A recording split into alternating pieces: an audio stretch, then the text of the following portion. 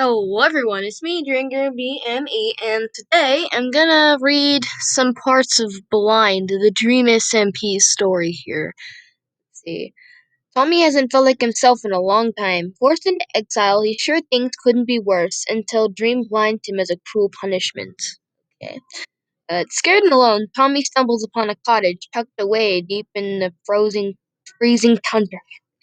Um, Techno is content to live a life of isolation. After destroying L'Manberg, he decided to settle down once and for all. But when his estranged brother shows up at his house one night, blind and afraid, his world is thrown into an unexpected chaos. Now he is on a desperate search for the one and only thing that can cure his brother. Holy! Well, it sounds interesting, so let's get into it. I might lag, by the way, guys. I'm sorry. It, loves to lag. Lag, you know. Hi, A/N, apparently.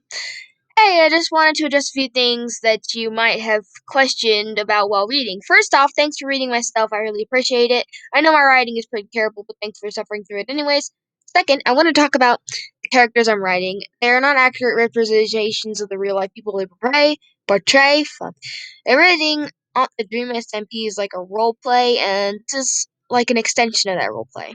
I also want to add that a lot of events have been tailored to fit the story I'm writing. For example, I erased Tommy's depression arc mostly to make room for other things. If you're looking for a super accurate retelling, this might not be the one for you. Next, I might not update this a ton. I can't devote large amount of time to this project, so expect an update whenever I feel like it. That sounds mean. Sorry. I have no doubt that almost no one will read this because it's not very good and there are much better things out there. But in a miraculous case that anyone does, well, thanks. I hope you enjoy. Thank you, the author. Alright, well let's get into it. Let's get into it, guys. Let's get into it. Ow! Okay, well it's being super laggy right now. I'm very sorry, guys. Well, let me read into the next part.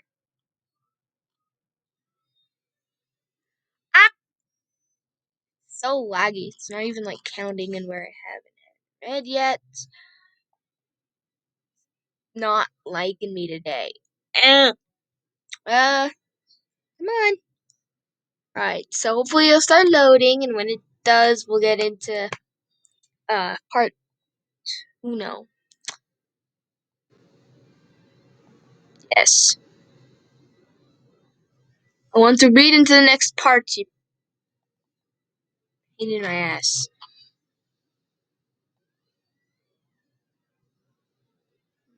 Let's add some.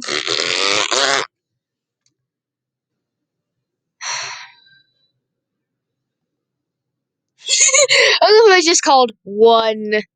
That's nice. Nice.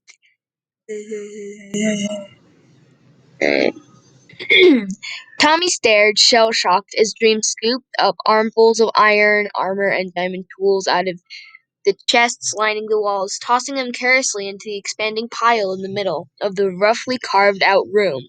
Dream had found it just minutes earlier while digging in a hole in front of Tommy's front yard.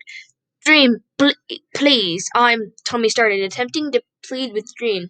He didn't stop, didn't even acknowledge that Tommy had spoken. Instead, continuing to pile up items, Tommy watched as ender pearls and golden apples were tossed into the mountainous stack. I'm so sorry, Dream. Please don't do this, Tommy begged. This time, Dream paused and looked over at the distraught boy, who had sunk to the ground, arms wrapped tightly around his knees in a desperate attempt to hold himself together. You hid this from me, Tommy, Dream said calmly. His words were even and measured, and the circular white mask covering the top half of his face, leaving only his mouth exposed, betrayed no further emotions. I know I did. I'm sorry. It's all my fault, Tommy said, his voice breaking on the last word. Please, I won't do it again, he pleaded. Dream turned away from the pile of items and began climbing out of the once hidden room. He made his way towards Tommy, footsteps silent on the green grass, his movements predatory. Dream dropped to crouch besides Tommy and slung his arm around the quivering boy's shoulder, pulling Tommy securely against his side. It was as if he was claiming ownership over Tommy. The fuck? You are mine, the gesture seemed to say. Dream turned his head to face Tommy and began to speak. Do you remember anything? Do you remember why you were exiled, Tommy? Dream asked. Tommy said nothing. It's because you were a danger to the country, to everyone in the country. You were so obsessed with getting those discs back, you nearly destroyed Lemanberg. Tubbo exiled you because you were acting selfishly and without thinking of how your actions might affect those around you. I have been so nice to you, Tommy. Dream's tone started to change. He sounded like he was actually hurt. Kept you. I let you keep your armor for the past few days. I let you throw a beach party. I even let you go back to Lemanberg for an hour. But you haven't changed a bit. You're still a scheming, selfish, stubborn brat. And until you start to change, there is no chance of you ever returning to Lemanberg. Look at me, Tommy. Tommy lifted his gaze from the ground and looked back into the blank eyes of Dream's mask. Tears threatened to spill down Tommy's cheeks. Repeat after me, Dream said, holding Tommy's gaze. I am selfish. I'm selfish, Tommy murmured. Louder. I am selfish, Tommy said again. I am a danger to my friends. I am a danger to my friends. A tear rolled down Tommy's cheek. I am ungrateful for what I am given. I am ungrateful for what I am given. Oh my god. Another tear followed. I hurt those around me. I hurt those around me. Tears were now streaming down Tommy's face, dampening his shirt. I am nothing to anybody. I am nothing to anybody. A sob escaped from Tommy's lips. Very good, Tommy, Dream said, rising off the ground. He motioned for Tommy to follow up after him. Dream pulled a matchbox out of the pocket of his hoodie and drew a thin match out of it. Dream passed both the box and the match to Tommy. Bite it, Dream commanded. Tommy stood still, tears sliding down his cheeks. Dream put his firm hands over Tommy's small ones and struck the match against the coarse side of the box. A flame flickered to light and waved slightly. Tommy didn't move. Now throw it, Dream said, mentioning to the pile of Tommy's items. The match had been half consumed by the flame, and Tommy could now feel the heat licking his fingertips. He glanced at Dream, then the match and the mound of items, and then Dream once more. Dream nodded. Tommy swallowed hard and tossed the match. It landed almost perfectly in the pile of items. For a moment, it seemed that it might or might not catch, and Tommy's things would be spared. But the flame caught after a few breathless seconds and started to spread, at first slowly, but gaining speed as it was allowed to grow in size. Tommy stood there, watching as the fire destroyed his items, and they gasped in horror as it began climbing the walls of a secret room and caught into the house above. Tommy started forwards, but a strong hand gripped his shoulder and forced him to turn around. Dream guided Tommy out of the now burning Longsteadshire, humming a cheerful tune as flames consumed the campsite. As they walked, Tommy kept turning his head, trying to catch a final glimpse of the Longsteadshire. He was in shock. It had all happened so quickly. Dream had made his way towards Tommy's tent. With Tommy by his side, smoke rose in columns from the now ruined campsite, and even the air smelled burnt. Dream pushed aside the cloth entrance of the tent and disappeared inside. Tommy glanced back one more time before following him. Inside the tent, Tommy sat on his bed, resting his chin on his knees. Dream leaned casually against the side of the tent, contemplating Tommy quietly. Okay. First of all, what the hell? Second, what? Okay, wait. Oh my god. I can't, guys.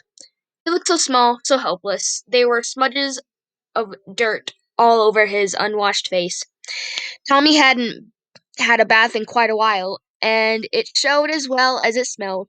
His hair was greasy and unkempt, his clothing ripped and tattered. Cuts and scratches decorated his face, the biggest of which was located on his chin. A bandage was wrapped around his right arm, covering an injury that Dream himself had inflicted upon Tommy when he refused to drop his items. Tommy was staring into space. Ideas were swirling in his head, tangling with each other into a giant tangled knot. He was so confused. Two trains of thought were colliding in his head. The first was that Dream was his friend, his only friend. Dream had been the only person to visit Tommy, not out of pity but out of friendship. Dream had to come to his party.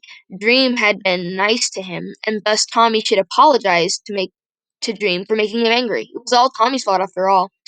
The other one was a new, darker one, and much harder for Tommy to comprehend. It was the idea that maybe Dream wasn't his friend at all. That Dream was a monster, and Tommy should be angry at him rather than apologize to him. The thought made Tommy feel nauseous. Dream spoke to him, interrupting Tommy's thinking. "I've decided on some new rules for you," he said casually. Tommy looked up, confused. "Huh?" "New rules," Dream repeated with a bit more enthusiasm this time. "But why?" Tommy stuttered. Dream shook his head and sighed. "Really, Tommy? Don't make me explain everything again."